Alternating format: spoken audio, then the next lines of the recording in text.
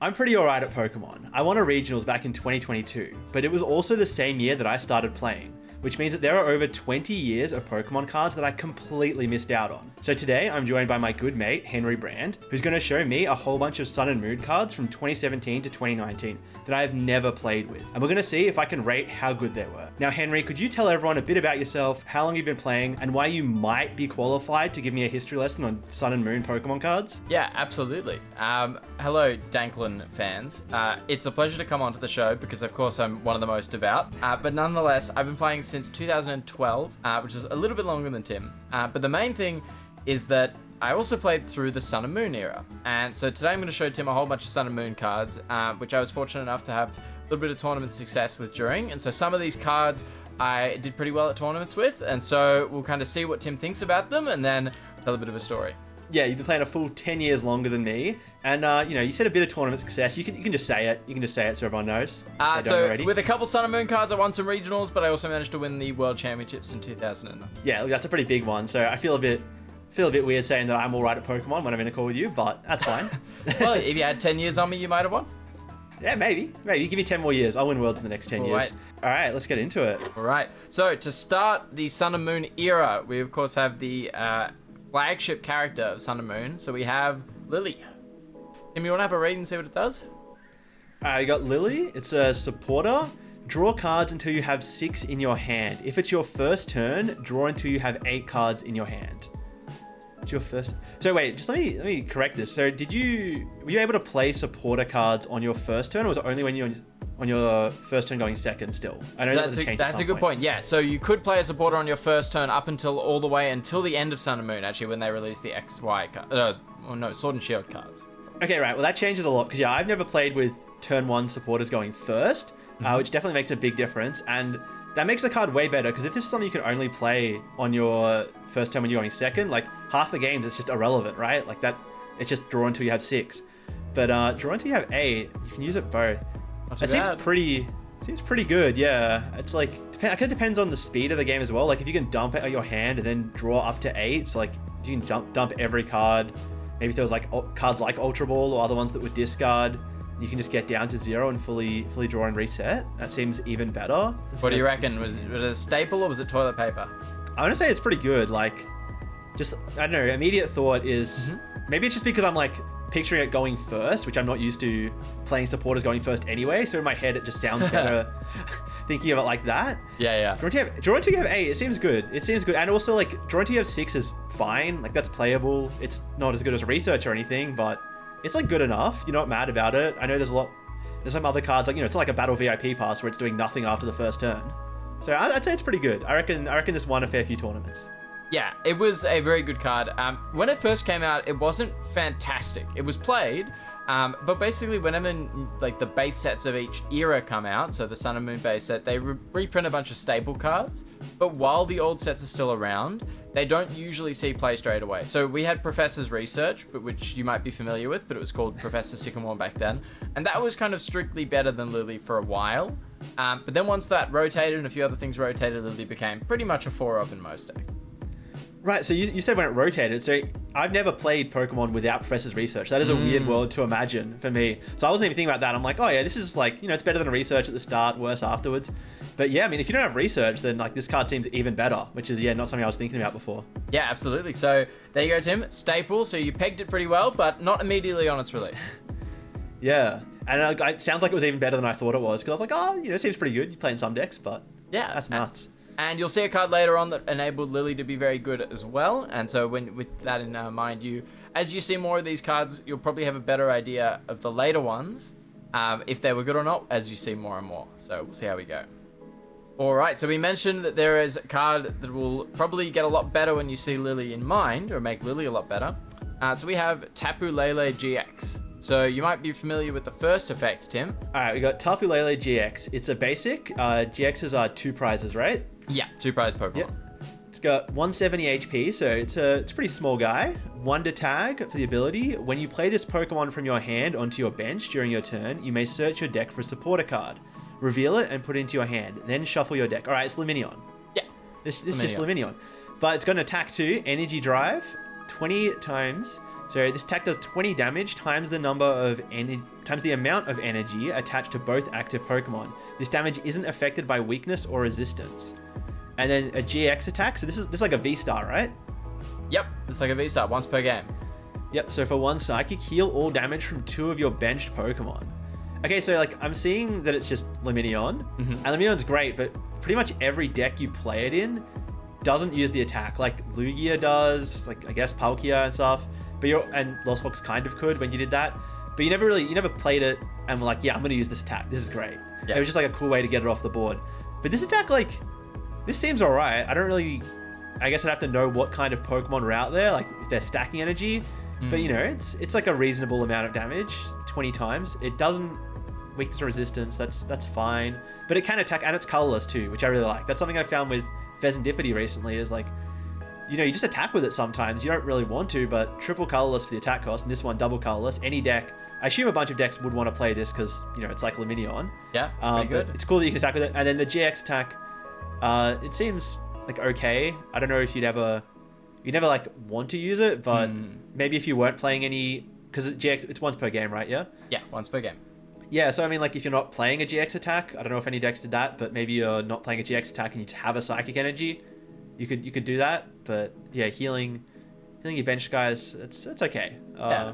You probably don't play it for that. But yeah, the ability, it's like all about the ability, right? This card's got to be good. And you're right. So playing supporters on your first turn, going first, you just Ultra Ball, you get this guy, and you're set, right? Like that's insane. Pretty set. It's really like good. It's like a Squawk ability kind of. Yeah, I reckon this card's insane. Okay, you're absolutely right. Pretty much one of the best cards ever printed in that era. Incredible, because obviously the ability is fantastic. You might notice it has no weakness, which is pretty significant. So no weakness. None of the Tapus had any weakness, or at least not as far as I can remember. So that's a really big deal. And there was another card which wasn't released in Sun and Moon, so I can show you it now without a blind reveal, but there was double colorless energy, which is kind of like double turbo, except it doesn't reduce your damage. And a lot of decks played 4 of this, and so Energy Drive became fantastic. It was also, as you're going to start learning, it was a bit of a slower format, so hitting for a lot of damage with your Lumineon V was pretty good. Yeah, so wait, double colorless, was that a card from before Sun and Moon, you said? Yes, before Sun and Moon. Okay, but yeah, so it's just better double turbo energy. That's cool. And yeah, I guess like if everyone's running that, you just slap 1 energy on it, you get to do an attack. And if, you know, it's a slower format, you're not one-shotting everything, that damage can matter. And I didn't even see the no weakness. I'm so used to everything having a weakness, like other than dragons. So that is super relevant. Like if Squawkabilly and Lumineon weren't weak to lightning, they'd be even better than they are now, because Iron Hand's just taken 3 prizes. It's pretty good. It's absolutely pretty good. And so, great card. Even a lot of decks used it as like borderline their main attacker, like decks that maybe were a bit slower. And a lot of decks used it as utility. And one thing about it, which is going to segue into our next card, is that if you look at the HP, Tim, do you think that's a lot or do you think that's little? I mean, in my head, I think that's like nothing, right? That is Lumineon's HP, right? Lumineon's 170. So it is, yeah. And how many years since this was released? So this released in maybe, I think, 2017. And Lumineon released in, I want to say 2022. Yeah, it was 2022. So that's 5 years between and no HP increase. So tell me, do you think that Lumineon is more or less like than Tapu Lele? Do you think 170 was a lot? All right, so 170, yeah, it probably meant more back then. And with no weakness as well, like, this is a tanky guy. This tank's a hit, right? Yeah, Sometimes you would just shove this and, like, you know, if you have, like, Penny equivalent, something like Penny, you can just pick it up, right? Yeah, you could. There was Acerola, which was an equivalent card, kind of like Penny. Okay, yeah. And so with Lillie, then going back to that really quick, did people just play like one Lillie and it's like, if I hit my Tapu Lele, then I just get to use that Lillie on the first turn? I don't have to worry about the downside? Yeah, 100%. A lot of decks did that. Most ended up playing 4 towards the end, but for a long time, a lot of decks played at least one Lillie. Okay, yeah, just because if you find it, you find it. That's cool. And so that segues in, because I wanted to talk about the HP, Tim, with the 170. Now, Lumineon is 170, and then if you compare to something like all the V-Stars, which I guess were the Stage 1 equivalents, those have 280, so that's 110 more than Lumineon. Our next card only has 40 more HP than Lumineon, and it was probably the best Pokemon in the format. So this is Zoroark GX. You might have heard a lot about this, Tim. Anyone who played this never shut up about it. There we go. What do you think?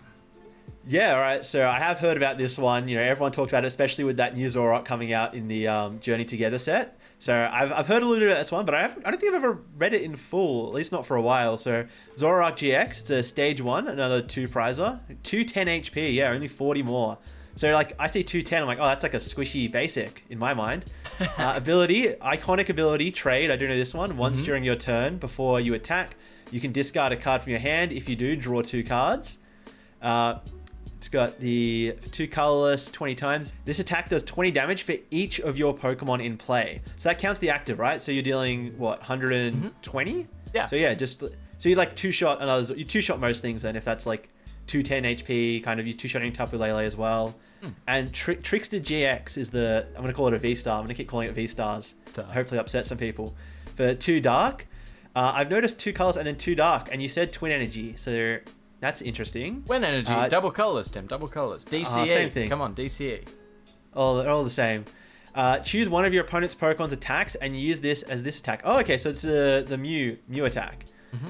It's Mew EX's attack, but for 2 dark, and you've got 2 colorless there, so you might not even play dark. You could just play the double colorless energy. But I do like that you can't copy another GX attack, right? Because that is your GX attack.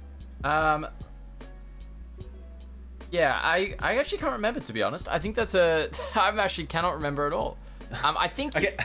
I actually have no idea. I'm going to take that as no one played Dark Energy in this deck then. If you don't know that ruling off the top of your head, I'm guessing no one played Dark Energy. Everyone just played double colorless. Yes, so it does actually. I've just checked. It could copy GX attack. Okay. Yeah. Well, you know what? Maybe that's the format that no one realized. You meant to play Dark Energy with this guy. That was, and you know, just like Dark Patch didn't exist. Oh, I don't know how you get it. All right, so this, yeah, I do know this one though. I know this was very good. Very iconic card. I had never read the GX attack though, I don't think. I just knew about trade and that, yeah, this was broken and Tord won a lot. So yeah, spoilers, this card was definitely good and won some ICs for him, right? Yeah, it absolutely did. It won a lot. Do you think that it was for the draw engine, or do you think that it was for the attacker? The attack. I mean, now that I've seen double colorless energy, the attack seems a lot better because you just like, it's like a Terapagos now, right? Where it's just, you have this whole deck, you have so many options, and it's got its own built-in draw engine, which Terapagos doesn't really have. You have to use like the Hoots and the Noctowls, but just having anything where you can just play like 4 double colorless energy in your deck, 4 double turbo energy in your deck, and that just suits all of the attacks. Yeah, it seems pretty good. So I reckon you'd attack with this guy as well. You're probably playing a 4/4 anyway, right? Yeah, absolutely.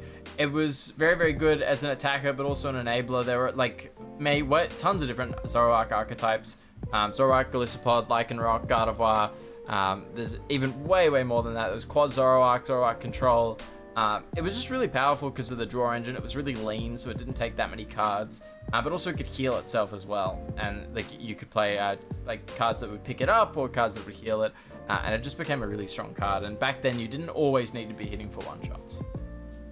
Yeah, that's something I'm gonna have to get over, because in my head, 210 HP, you're never healing that guy. You've never healed a Miraidon in your life. That just gets one-shot by everything. Yeah, very different time. So that's going to bring us into probably this next card, because I think this is very much one that I don't see if you think it'll be played or not. And it might be a bit of a trick. Maybe it was, maybe it wasn't. Because we've just talked about how you didn't do that much damage. So I want to see if I can catch you off guard. What do you think about this? What do you think about Tapu Koko? Alright, we've got Tapu Koko. This one's just a basic 1-prizer with 110 HP, which that sounds like a lot actually for a basic 1-prizer. Flying Flip for 2 colorless energy. This attack does 20 damage to each of your opponent's Pokemon.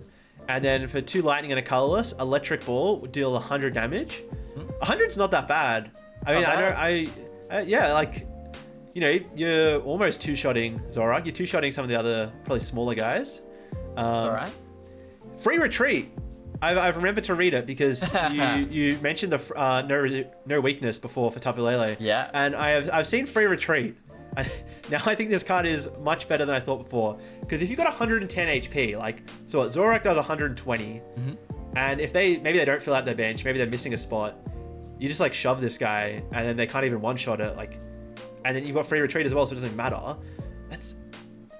That's pretty good. I'm kind of stuck at this 110. This feels like a lot for like a basic, because I'm thinking now, like, obviously things aren't tanking hits, but like Cramorant is like a reasonably tanky guy at 110 now. Like some things don't kill it, you know. Yeah. Radiant Greninja doesn't kill it. So, you're probably not trying to tank hits with it, but maybe against like other one prize decks as well. And then the flying flip. So I feel like this is the main attack for it. 20 damage doesn't seem like a lot, and I don't really know how you build that up. Because like, let me think. If you mentioned before there was healing cards, so like I use like a couple flying flips, maybe something else spreads damage too, and then you've got like 60 damage on you, but then it's heal it. So that doesn't feel as good. And I remember Tapu Lele's GX attack heals. I don't think that was really used, but I don't get the impression that it was used, but it exists, and I'm gonna think about it too. This doesn't seem anywhere near as good as the other ones, but I like the free retreat. It seems like there's a theme of like double colorless attacks too. The Tapu Lele, the Zoroark, this as well. So like you can just slap one of these in and you can just use it. That's pretty good. Like you're not like investing anything. It's not like it's lightning energy. You can throw into any deck that's playing double. I don't think every deck would play it, obviously, that's playing double colorless energy, but I reckon some would, just for the free retreat even, honestly. Like, free retreat is really good. Depends what other things there are. If there's like a Latias GX type card, I doubt there's anything that good, but like a rescue board maybe, you'd want to play free retreat or less. But yeah, I think like some decks would play it, but nowhere near as good as the other ones. Like, it's okay. I like the free retreat. Yeah, it was really widely played. Both the flying flip and the free retreat were really big. So free retreat was quite important for a lot of things. There were Pokemon that wanted to be going from the bench to the active during the turn. Gliscod was a notable one. But also, it was just generally useful, and flying flip actually helped some spread decks, because they did exist more back then. But then also it helped like a lot of Zoroark decks maybe set up, use a one prizer to set up math. So let's say you've got that Tapu Lele and your Pokemon did 150. So not everything did 120 like Zoroark, some things did more. But they were always just shy of taking big knockouts. And so Flying Flip could set up everything on your opponent's board to then be one shot turn after turn. And so it was a pretty important card for a lot of decks. Okay, right. So you can almost think about it like I've just preemptively put on like a choice belt or something like that. Like everything gets that 20 damage mod in a way. And you're hitting that whole board. So yeah, okay, I can see it. But yeah, free retreat. That's good. I think if this didn't have free retreat, I wouldn't have picked it at all. Okay. So that was a big part of it, right? It's just like, that's good. Yeah, it was really strong. But it sounds like it was better than I thought it was, for sure. We now have a classic. You're going to recognize this effect, but it's going to be in a different form. And unfortunately, I don't think this one's going to be terribly misleading, Tim. Tell me what you think about Guzma. Alright, we got Guzma, a supporter, and switch one of your opponent's benched Pokemon with the active, so it's boss orders. If you do, switch your active Pokemon with one. It's Prime Catcher. It's Prime Catcher, okay. This card so boss orders didn't exist then at this time, I'm going to assume, because otherwise I would be playing 8 boss orders in some decks, and that would be. There was ever a crossover with the two cards, or it was like rotation and then boss? Okay. Yeah, so this card, probably very, very good, because this is boss orders, but better almost all the time. There's like probably very niche situations where you'd rather it be boss, but yeah, pretty much always you prefer to have Guzma than boss. Prime Catcher, yeah, it's really good on an item as an ace spec, and as a supporter, it's still probably pretty good. You get to play like 4 of them, but I wonder how often was it you just play like 4 of these in a deck then? Because like obviously this card's good. That's not the hard part, but yeah, like do decks just run 4 of this? Because like there's decks now, not every deck plays 4 boss. It's only really like Miraidon. But then the other decks will have to like play random switch cards, like Terapagos has to just randomly throw in switch because sometimes you can't get into the active. So yeah, maybe every deck just played, well not every deck, but like surely most decks played like 3-4 of these, because it doubles up as you're switching too. Like maybe you don't get to attack the perfect target, but switching is pretty good. Yeah, I'd say like every deck plays like 3 or 4 of these, surely. Yeah, everything played about 3. You're right. I can't remember many playing 4. Back then, it was like a lot more difficult to kind of play boss every single turn. We didn't have as many other draw options. But especially if you're not one-shotting things, you don't want to really go Guzma and then half hit something. So Guzma was really, really good, obviously. And it actually caused a little bit of like what I didn't like, which meant that deck building was a lot more streamlined because you didn't need to have as many switch cards. And as a result, strategies were a lot more limited because you couldn't really rely on stalling something or going for like a Hail Mary play. And you had to manage resources a lot less because you had this like 3 quantities of deck pretty much always. The only cool thing that did come up sometimes is that if you didn't want your Pokemon to get Guzman into the active, you could bring up something that they can't retreat and then put the Pokemon they want to hit in the active. And then if they wanted to switch with the Guzma, they would have to bring something else up. Yeah, so I guess that niche situation I mentioned would come up then, where you would prefer it to be boss's orders, but it seems like it was pretty uncommon. And yeah, I didn't even think about that. Every deck just plays this many switch outs. Like, that breaks my heart. I want to paralysis lock things. I want to do all of that stuff. I love just counter catching up and Iono, all that fun stuff. And yeah, you just can't, because they're naturally playing so many switch cards incidentally. And it just, yeah, that's a shame. I'm glad that card's not existent. Yeah, not a card I want to see printed again. Wasn't too happy with Prime Catcher, but at least there's only one. Next card, we have fan favorites. We have Espeon GX. Tell me, Tim, what do you think about Espeon?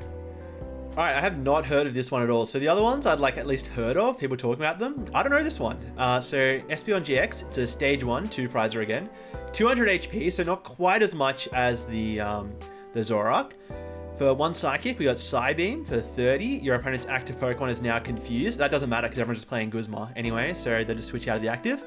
And for 1 Psychic and 2 Colorless, we got Psychic for 60 plus. This attack does 30 more damage times the amount of energy attached to your opponent's active Pokemon. So kind of like the Tapu Lele attack, but even stronger, I guess. Yeah. And GX attack, the big V-Star, for same cost, 1 Psychic, 2 Colorless. Put 10 damage counters on your opponent's Pokemon in any way you like. It's like Sableye, but it costs way more and is on a stage 1. It's just Sableye. Or less, actually. Sableye's 12. Okay, so I don't know what you'd play this for. Like, 10 damage counters, because you can use this is once per game. Like, it's not like you can spread. Like, I guess there's spread decks with the Tapu Koko, and then you finish it off with this. But you're only doing it once per game. It's not like you can go Sableye chaining like you can with Lost Box now. So I don't think you're playing it for the GX attack. I don't think you're playing it for Psybeam either, because, that's just not that great. And it's not tanky either. And I've noticed, it's got weakness to Psychic. Okay, so Tapu Lele. Wait, if I put, what's the maths? Like, if I got 3 energy on this guy, and someone puts 2 on Tapu Lele, what was Tapu Lele? Was it 20 times? So I will weigh in. Tapu Lele could not hit for weakness. Oh yes, no, you're right. It could not do that. Okay, so Tapu Lele is not one-shotting this. Don't worry. The Psychic weakness doesn't matter. It's just for the Espeon GX mirror match, which I'm starting to think didn't happen very much. Attack does 30 damage times the amount of energy attached to your opponent's Pokemon. What do you think? I'm going to put you on the clock. Play it or not? Oh, okay. No, I don't think it's played. It's dealing like the same amount of damage as Zoroark. If they've got 2 energy on their Zoroark, you're doing 60 plus 60, 120. You're just like a worse Zoroark. You don't have trade. You don't have other stuff. No, I don't think it was. I don't think it's played. And the GX stuff, the GX isn't impressive to me. 10 damage counters, like that's nothing. What if I told you that Espeon came out in the beginning of Sun and Moon and Zoroark didn't come out until 3 sets later? Nah, I still don't think. I'm still that impressed by it. Don't think so? It does. Nah, throw trade on this thing and talk to me later. Okay, well, Espeon did in fact do very well.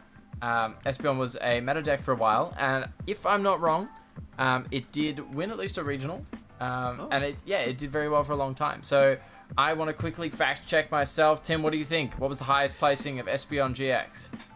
I mean, I'm glad you've told me that it was good first, because I would have said like 128. I reckon this thing. No, I don't think it won. I reckon it top forward once. I'm still not that hot on it. You're remembering wrong. All right, it did win a regional. It won Portland Regionals by Xander Perot. And it did pretty well. It got second at Russian Nationals. And just in general, it was a very strong deck for a long time. And it actually, it won seniors of the OCIC. And it won a pretty substantial amount of tournaments.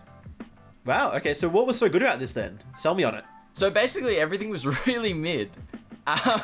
We just had a rotation. You could play with Garbodor, and so Garbodor there were 2 Garbodors, one we're going to see later on, and one was basically ability lock, and this wasn't from Sun and Moon, so I'm going to share it, but Garbotoxin, when it had a tool on it, turned off all abilities, and naturally, that's really good with very lean Pokemon, and so this is something that didn't need that much investment, just like 1 or 2 energy to deal a decent amount of damage and confuse. And so that was a good way to kind of pair with Garbodor and be Psychic type as well. So you can take advantage of. I'm sorry, did you just call 30 damage a decent amount of damage? It's a little bit.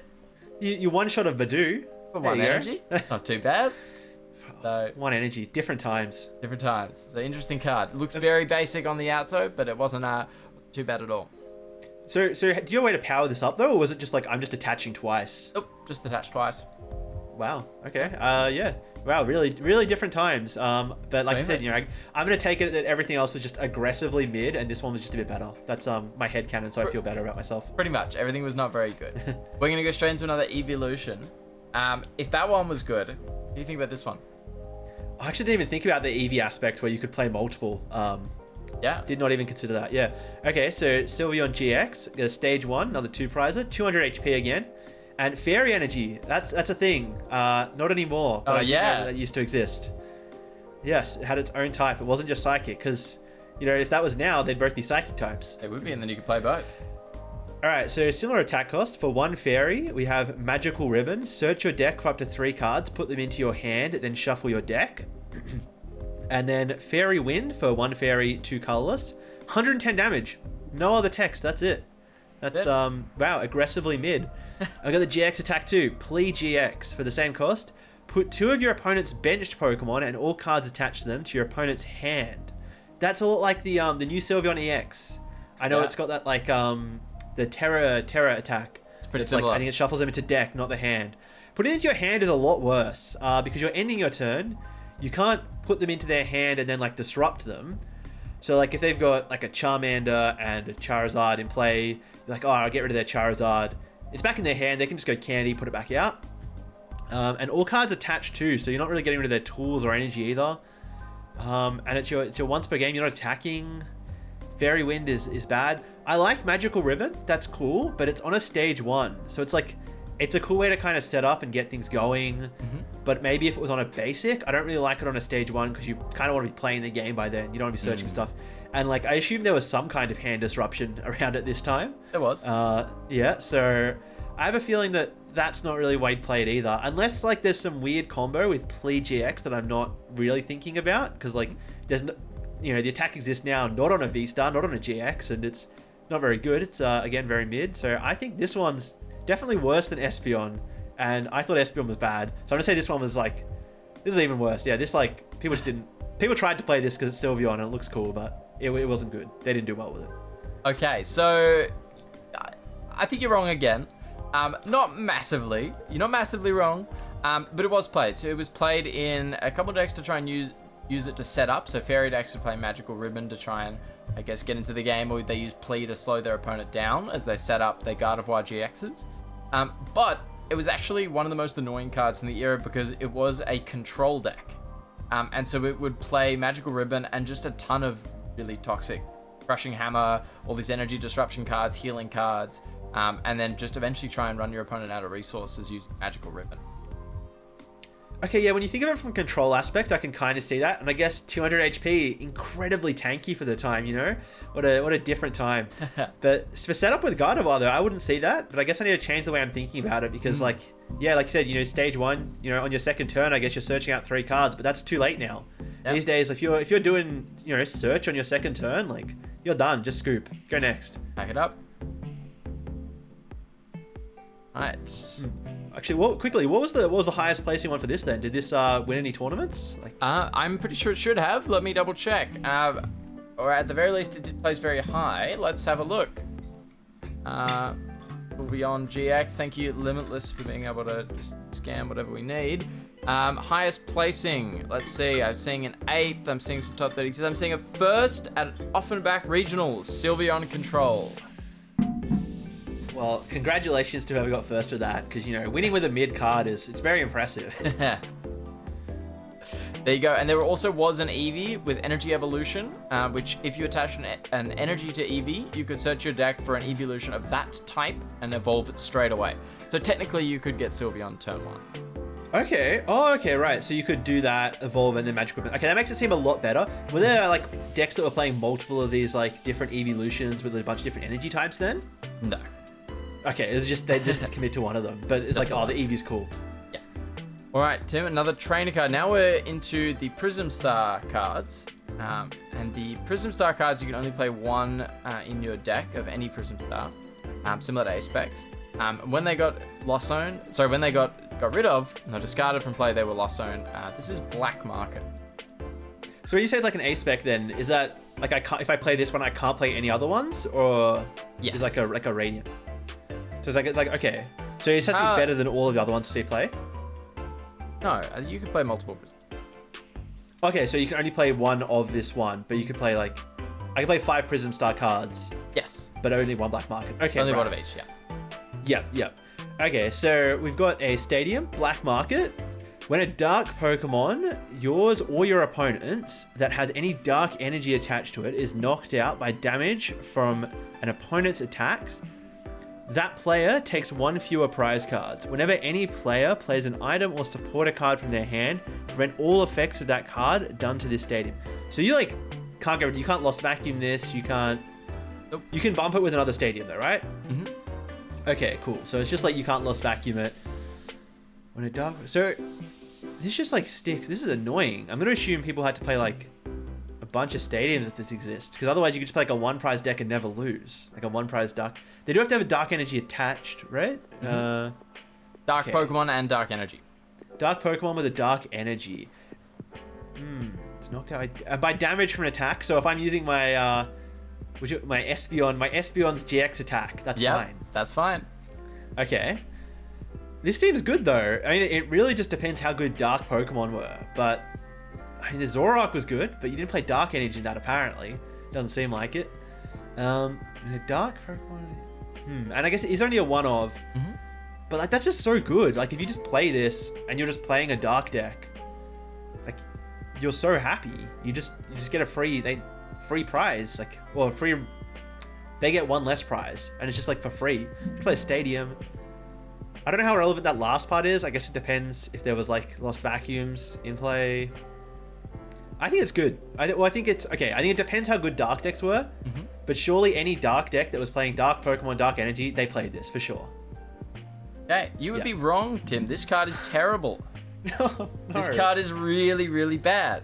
Now, for the audience at home, Tim and I practice together and Tim and I build decks together, and now I'm a little bit worried about Tim's opinions because this is really, really bad. This card is basically super passive. And so anyone who's talked to me about Pokemon knows I hate passive cards. Basically what passive in this context means is that you don't get an effect out of this when you want to, basically. So you'll put it in play and you'll hope that it stays in play and your opponent knocks it out through damage. And if your opponent does do that, then you give up 1 less prize card. But if they, like Tim mentioned, KO with damage counters or a status effect, or if they discard the stadium by playing one of their own, you've just wasted a card in your deck. Wasted your stadium for turn, and it's generally pretty terrible. And so, because of that, black market, no good. No good. Was there decks running around with dark Pokemon and dark energy too at the time? There was, yeah, there was. I don't think it was at the absolute forefront, but yeah, none of them ever played black market. I'd play one of them. It's got to be good. Was there a lot of stadiums going around then to easily bump it? Surely. There was a reasonable amount. Yeah, there was enough. And in general, it just never saw enough. Okay, maybe that's part of the case too. Because I'm thinking now, there's a few decks that just don't run stadiums. They run 1 stadium, and if this sticks in play for multiple turns, like it's got its value. I don't care how passive it is. If I'm denying them prize cards, I'm winning. Yeah. All right, Tim. On to some Ultra Beasts. Naganadel GX. What do you think?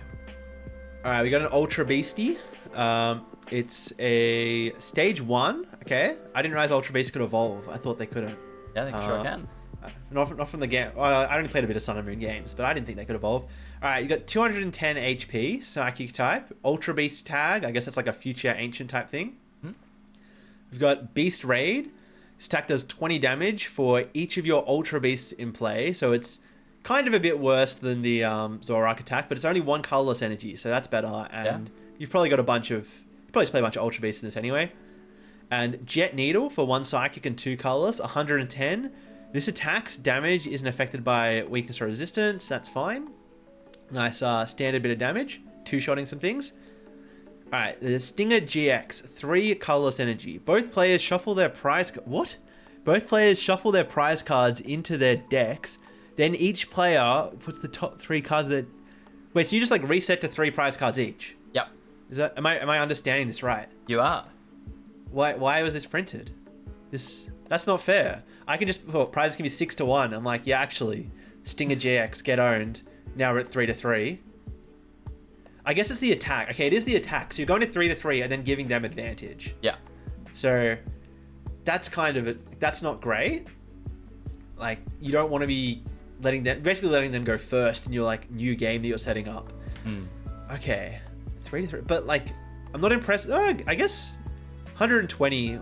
Each your Ultra Beast, so it's not just bench ones. Okay, so you're doing 120 for one. That's got to be good. And you did mention there were some cards to pick up, guys. So you could probably loop this a few times.